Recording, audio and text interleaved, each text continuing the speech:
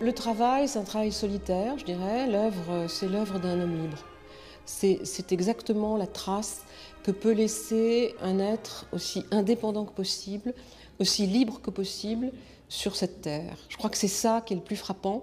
Finalement, ce qu'on connaît de Vérame le plus, parce que c'était le plus spectaculaire et que ça a été le plus médiatisé aussi à ce moment-là, c'était les fameux déserts peints dans les années 80, bien sûr, dans le Sinaï, au Maroc, dans le Tibesti. Il a fait beaucoup de choses avant aussi.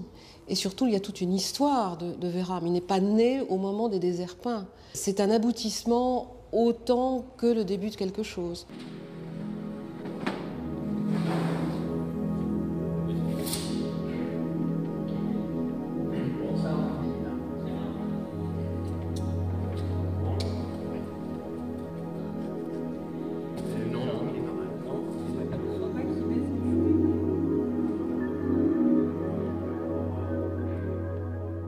Lors de l'exposition qui se tient à Paris en ce moment, Vérame, tout à coup, expose quelque chose qui n'a apparemment aucun rapport avec tout ce qu'on connaît de lui.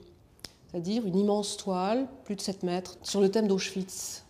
Donc, je crois que ce qui est intéressant là-dedans, c'est que tout le travail de Jean Vérame, tout l'itinéraire de Jean Vérame, c'est le travail de quelqu'un qui s'échappe, qui part et qui invente un chemin totalement inattendu.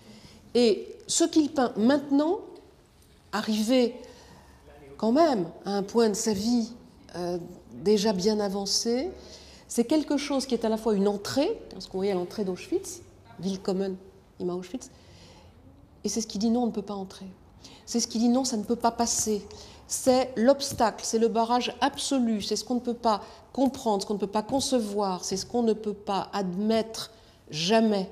Rouge, noir, ça peut être la gueule de l'enfer, hein, c'est la gueule du Léviathan d'une certaine façon. Mais je crois que ce qui est surtout très important, c'est ça, c'est que toutes les images de Vérame sont des images d'un espace pénétrable, l'espace recréé. C'est évidemment la voûte céleste sur la terre, parce que le bleu c'est ça, c'est la voûte céleste. Elle vient se poser sur la terre, où elle réveille la terre. Il n'y aura plus jamais de terre sombre, noire. Il a fait ça toute sa vie. Puis tout à coup il dit oui mais attention, il y avait quelque chose qui faisait qu'on ne pouvait plus avancer. On vous disait que c'était une entrée, alors je peins l'entrée, mais ça n'était pas une entrée. Et c'est quelque chose qui tout à coup bloque, c'est l'impasse absolue, définitive.